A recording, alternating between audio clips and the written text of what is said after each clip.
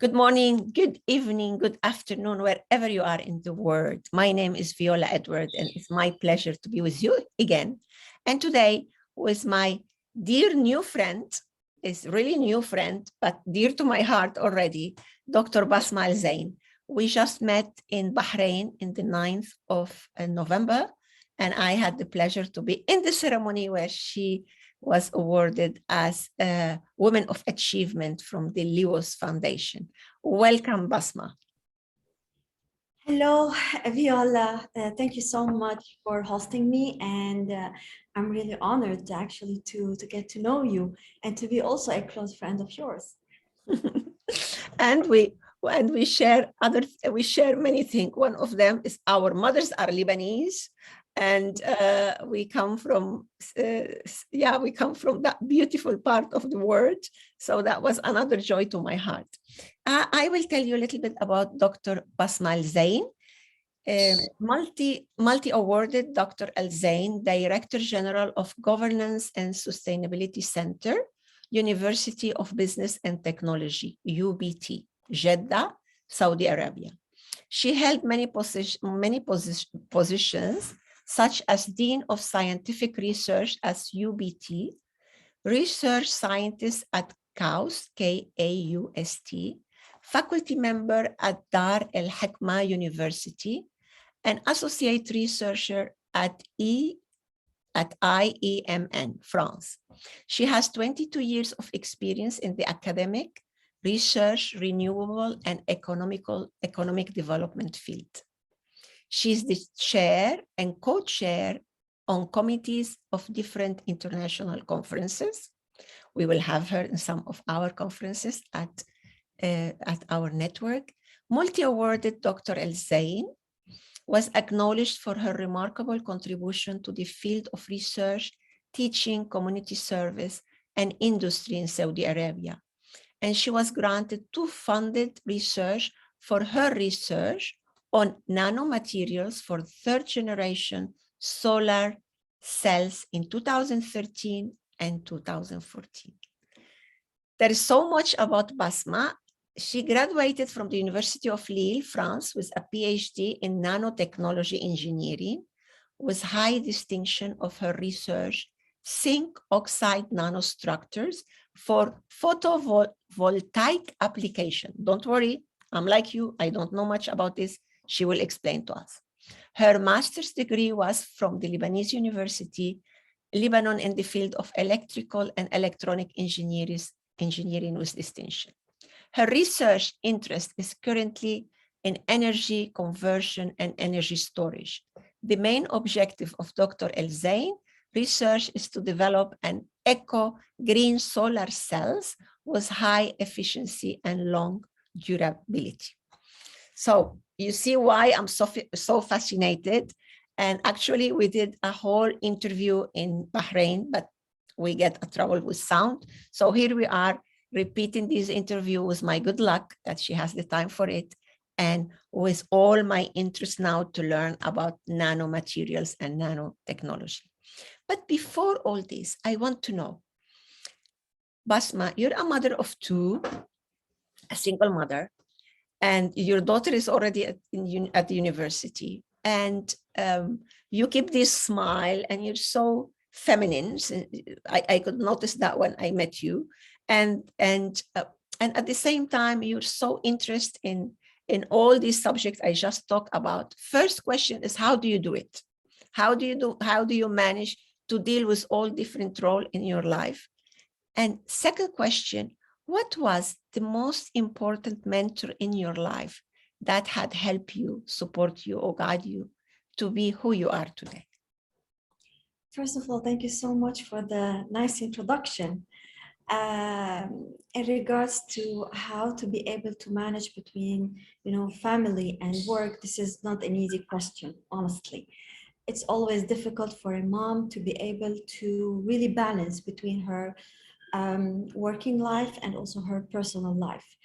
It was not an easy thing to be done. I had to manage it in a different way. My kids for sure helped me in this. I raised them actually to be independent, to be really responsible of what they are doing since they were kids. And this is actually what what I've noticed when they grew up right now, and one of them is actually doing aerospace engineering in France, and even my son is also right now preparing for his to be a medical doctor, or in the field of cardiology. So it was not easy. We worked together. We were all the time together. We used to study together. Actually, I used to sit close to them. They used to study, prepare their homework, and I was preparing for my PhD and working and trying also to develop myself. So they saw in me how I was really working hard to achieve my goals, and I believe I inspired them somehow to be like me and to be also independent and to dream, to have a big dream and to work to achieve that dream. For sure, as supporter, I believe my parents supported me a lot to be able to really reach this level. In terms of mentorship, my father, he's a professor at the university, professor of math. I was actually like him when I was in high school. I was the first in my class in math courses.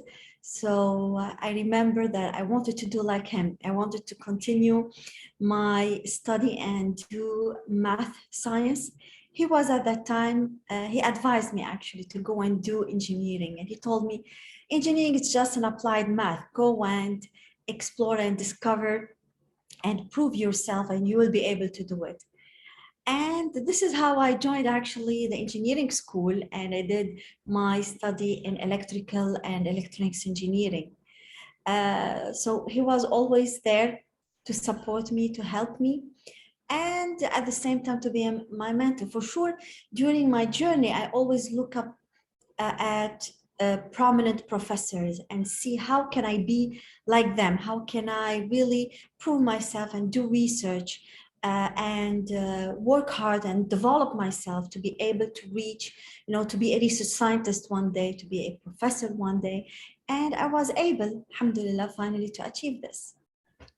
Yes, and in a beautiful way. And that was this latest award you had 2-3 weeks ago, because the list of the award, I will not be able to talk about them here, is really big. And your latest award from Lewis was the Women of Achievement.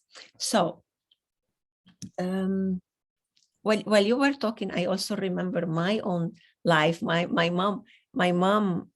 dad passed away when I was 3, and my mom was pregnant with my sister, and my sister was born 2 months after. And now when you're talking, we were all the time together. I just have that image with me, my mom, and my sister. We were like a unity, and how we function, how we help each other, because she was so young too. But that, and not bad, and that had helped me many times in my life when I get inserted, or I'm in a new network, or I'm in a new family, like when I get married and I enter to a new family, how this first experience in life to be functioning in a unity, because home is the first organization that we know, that we grow to see, and how that impact our life later, if it was functioning and everybody knew their role and everybody have a little bit of service to everybody, how that help us to function later in life in other organizations. What do you think about that? I totally agree with you. Being really responsible and part of, the daily routine of the family as a kid will really teach you how to be responsible, how to see things even at an earlier stage of your life.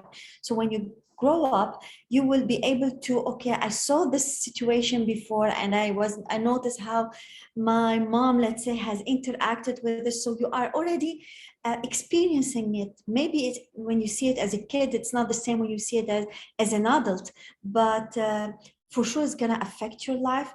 It's going to be, you are part of the process, you are part of the loop, and also you are part of the achievement.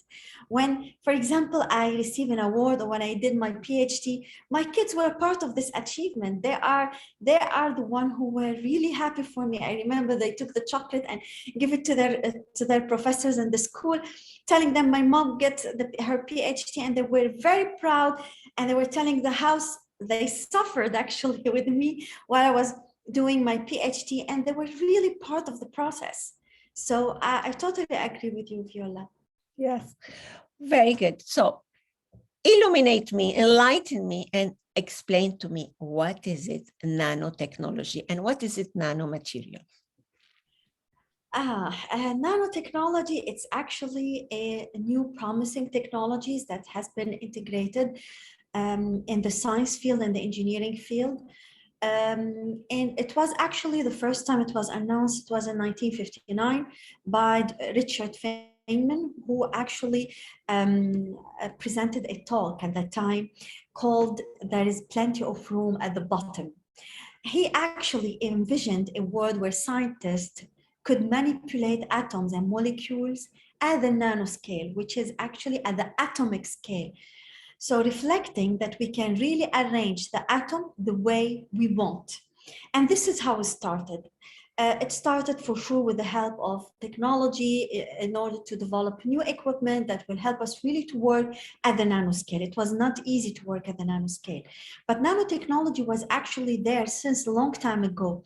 In the Roman history, it was presented, but people didn't know that this is nanotechnology.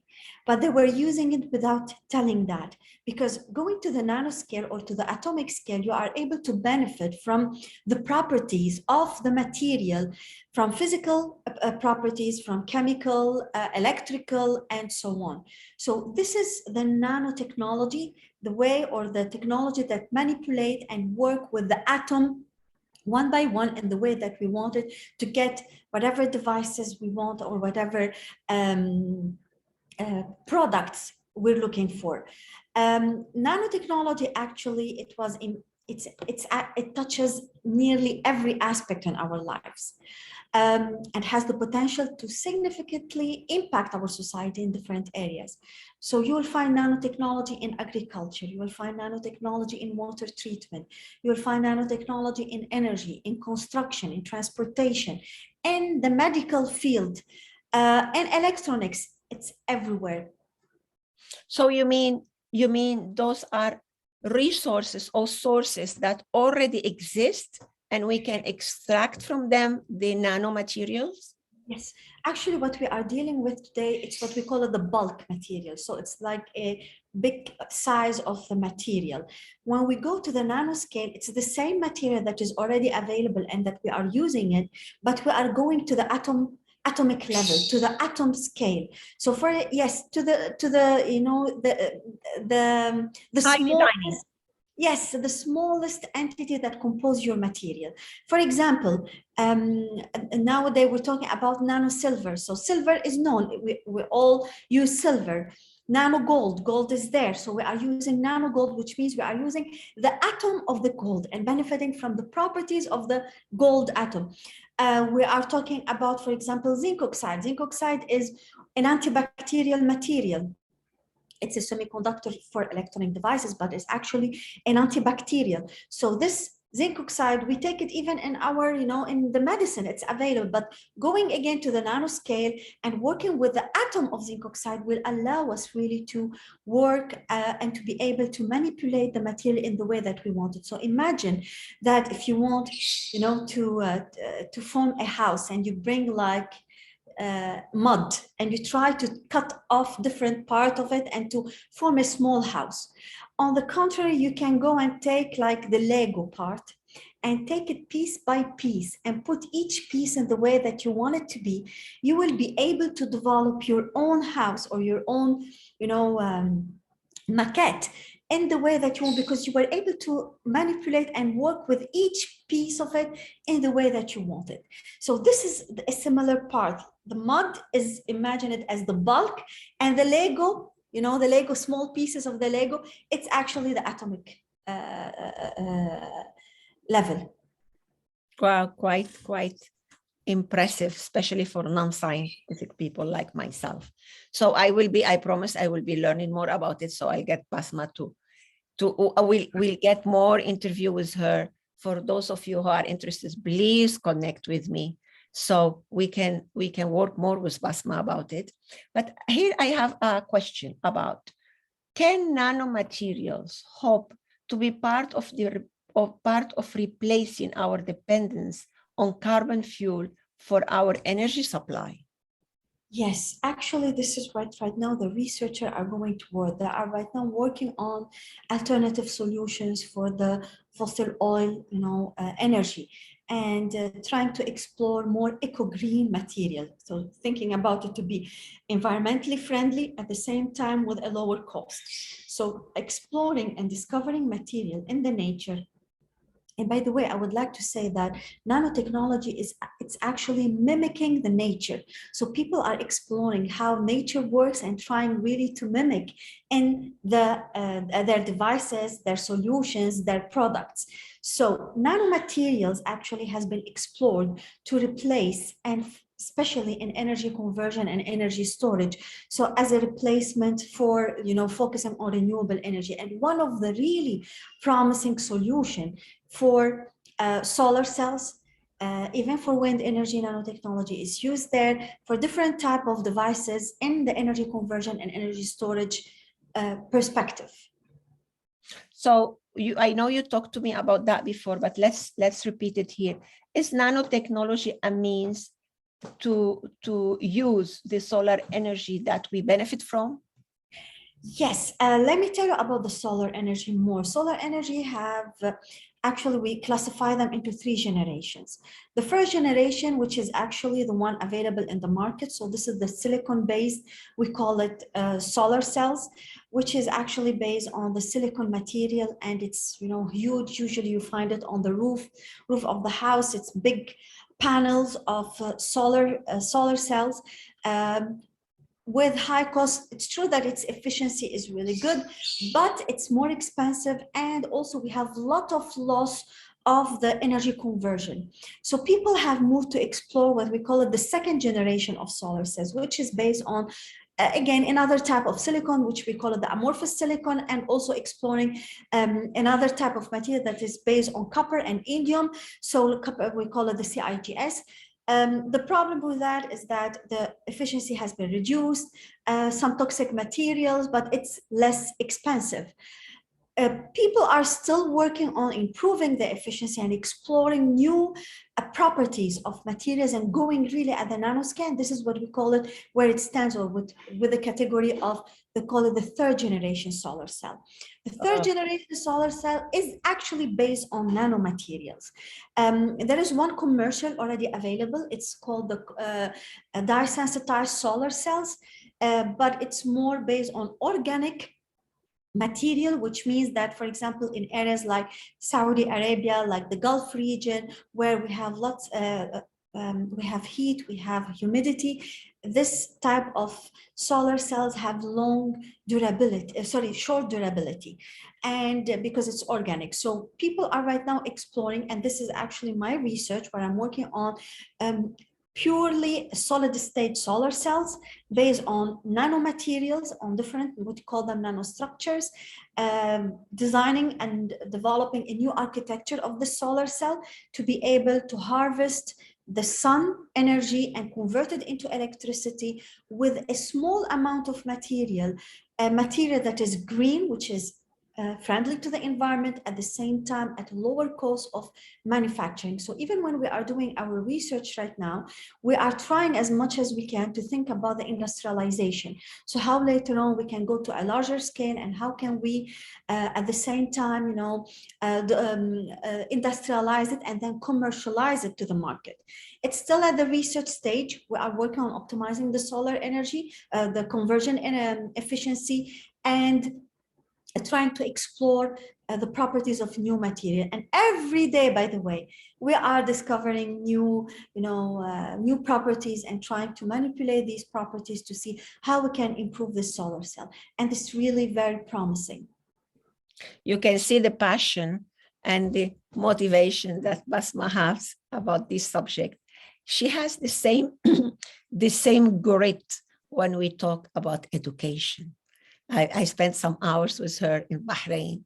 And I really congratulate all the students that have passed through Basma's life, or the ones that are in her life now, because having a teacher, having an educator, having a mentor with this quality of engagement is like one of the biggest treasures in life. And I always say this in my interviews, being interviewing or being interviewed, that I am who I am apart from the love and care of my family. It's because those mentors that I find in my life, that they took care of me, that they saw the brightness in some areas of me. And then also they respected the area that I was not that bright, and I struggle a lot, like in the subject that she's so fascinated about are the subject that I struggle so much about, which is math, physics, chemistry, all these subjects. But I have had some beautiful mentors that had helped me to go through with a language that I could understand. And also later on in life, and this is what I do now with my student, because I work with adult education and non-formal education, and how we can respect the quality of a person and not make them to be ashamed of that area that are not so bright, and how being so attentive to their quality, so their brightness will shine light about these areas that are less bright, and then how we can go through life being who we can be, even though we don't have to be, none of us has to be perfect in everything. So this is one subject that me and Basma, we can stay hours talking about it. So let's talk about education, Basma. How much you love education and your commitment, and how now you have a new role in your life now. Yeah, can you tell us what was your last role and what's your new role in education? Actually, I started as a faculty member, and I was teaching girls. After that, I decided that I want to really focus on the research, and it was teaching and doing research. Then I moved to KAUST, which is King Abdullah University for Science and Technology, to be a research scientist.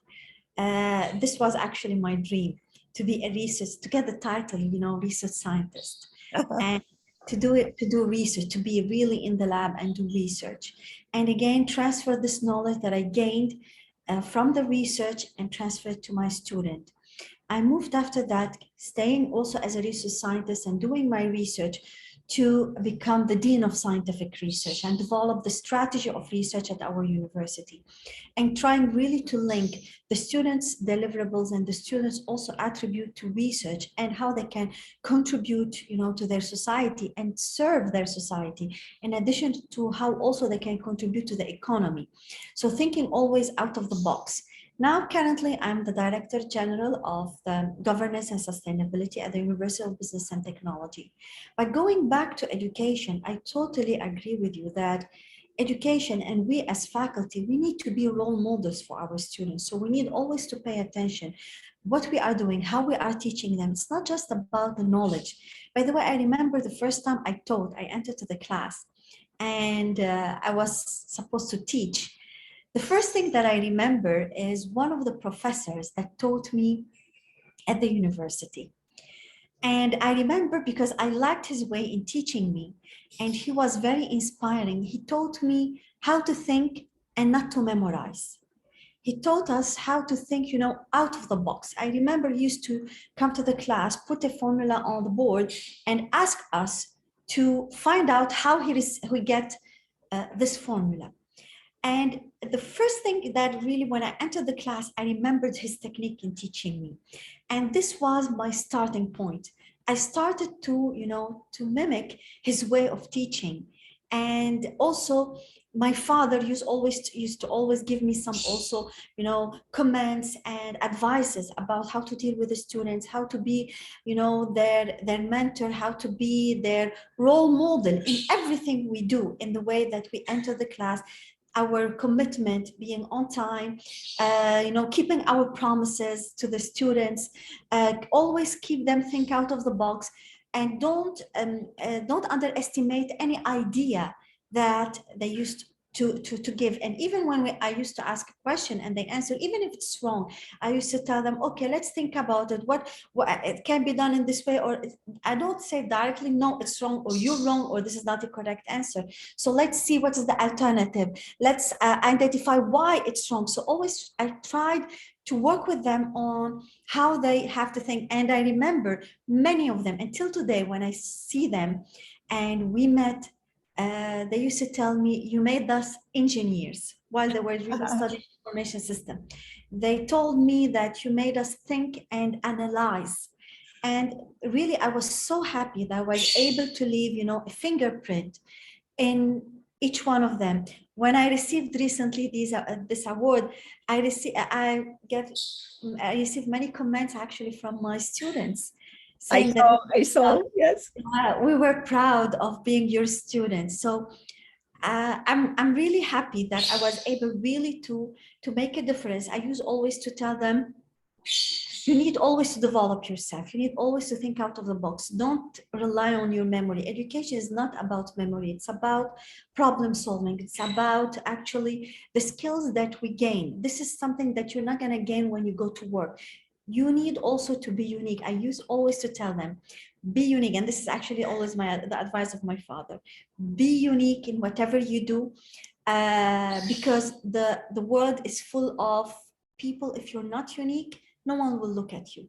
No one will look at your work. So you have to make it different from the others. Be different in everything you do, and try always to excel in the thing that it's your strength. It's not just about, you know, being looking at the others and say, okay, she's successful, so I want to be successful, so I'm going to do the same as she was doing. No, you need to look at what is the strength, what are your strengths, Yes.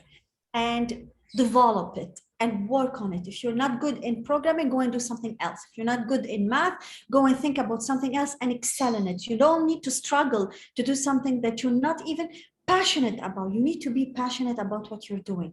If you're not passionate, whatever you do, even if it's correct, but you're not going to be happy about your achievement. But I remember when I used at the beginning, I used to do programming and I used to develop a system. I remember when the system used to work, I used to, you know, jump and say, yeah, I did it, it's working. So it's your achievement because it's your passion. So you feel the happiness in these small and tiniest thing that you do.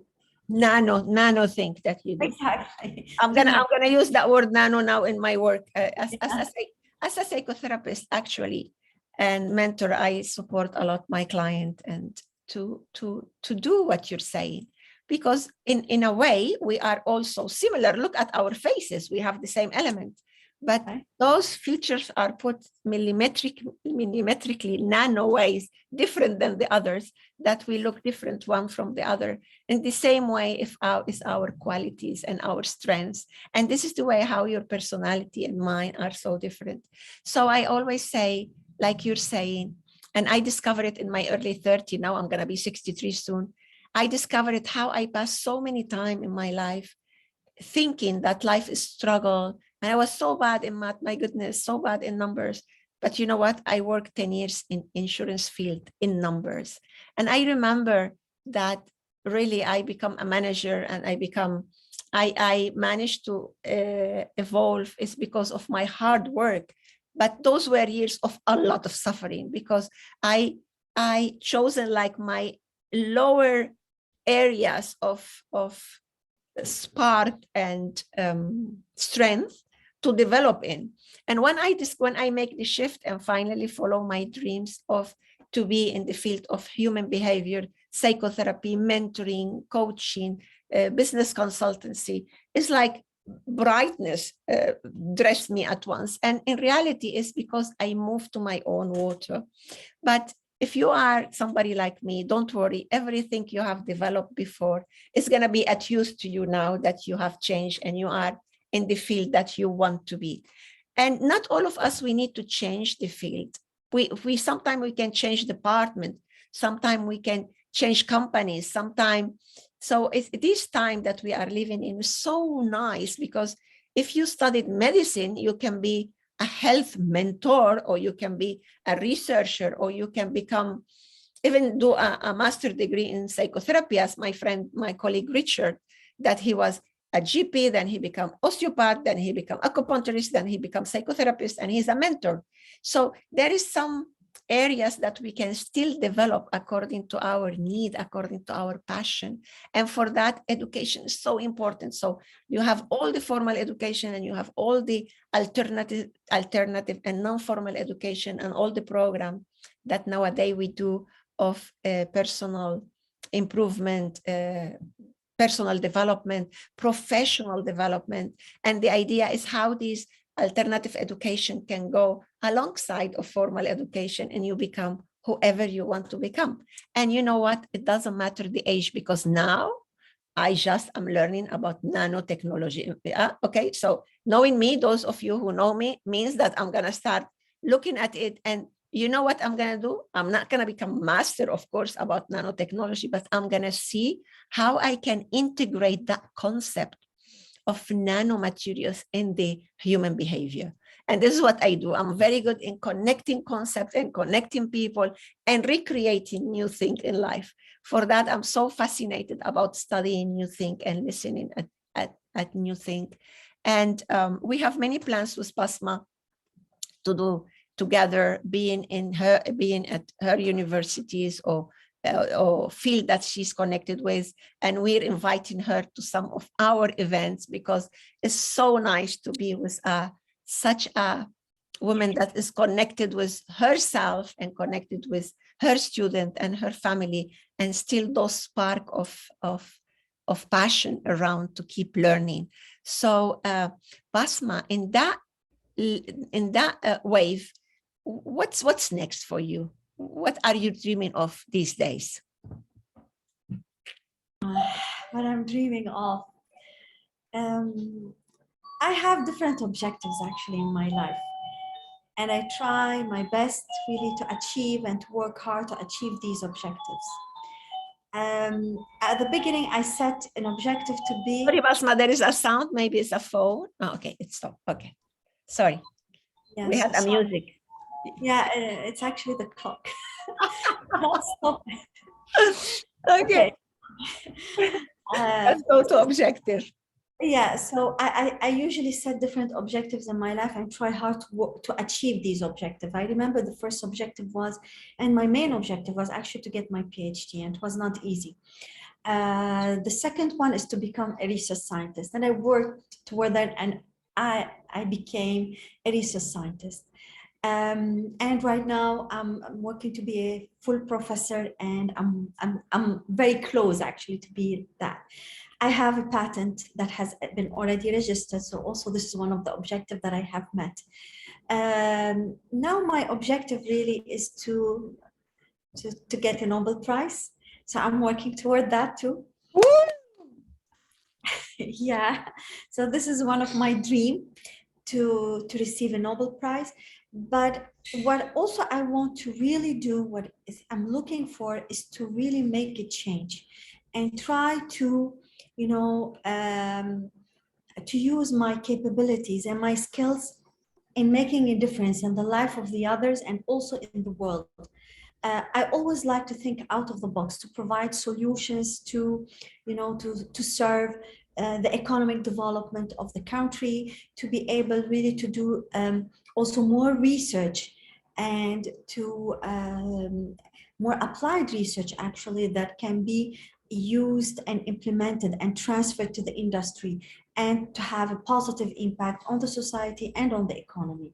So I'm still working on that. I'm still trying to achieve that. For sure, as you said, I'm still learning every day. I'm trying to explore new ventures. I'm trying to explore also what are the things that I still lack, that I need to work on to develop more, and to learn even more. As you said, age is not actual learning is not related to a specific age. We are always doing what we call the lifelong learning, so the learning doesn't stop.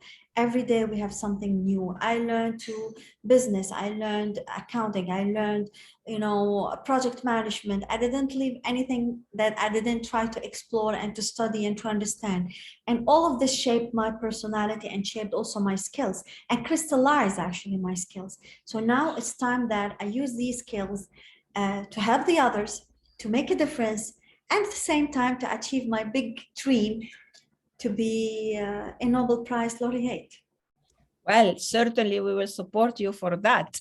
And you see how creativity has no end. When we talk about creativity, how important it is for development and for innovation and for our daily life. So for one of the platform I am part of, I'm partner of Creative Women. It is such an honor to hear you today and be with you and see how in this multiple creative way you are arriving where you want to go.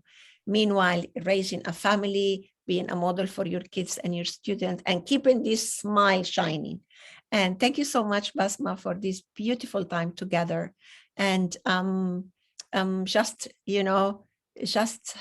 you're one of my gifts that I have got this year in my trip to Bahrain, because I feel so happy to have you as a friend, to have you in our network, and to have you as a mentor in other areas that I will be learning from, and to have you as a colleague in spreading the voice of development and embracing who we are in the time that we are.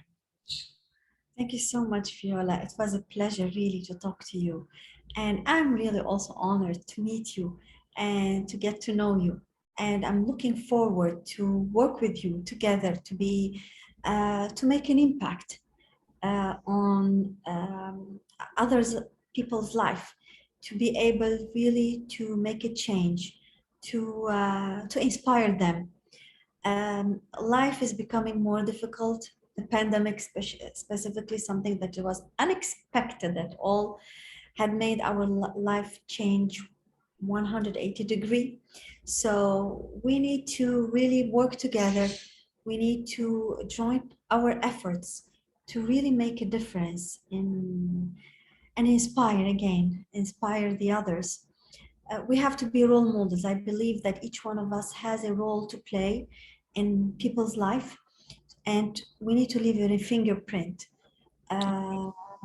wherever we go and whatever we do. This is have to be Viola's fingerprint. This have to be Basma's fingerprint, and I think that we will make a change. Indeed, and being at service. So I promise you all that Basma also will send us some articles for all these magazines I'm involved with, talking about education and nanotechnology, nanomaterial, in a way that people who are like myself, who are not in the field, also we can understand it, and we can support our own expansion of education about it. And maybe some of our client is going through or want to know more, so we know where to direct people. So for all the magazine I'm involved with, you will soon receive some articles from Basma talking about what we were talking about today. Thank you all so much for holding this space for us. And I know this interview gonna go to different platform. For that one, I'm doing it quite neutral, so we can include this interview in several platforms, because I think when you meet a person like Basma, we need to expand that connection and that meeting as big as we can. So thank you again for this space. Thank you, Basma, and see you next time. Bye-bye for now. See you. Thank you. Thank you very much. Bye-bye. Bye.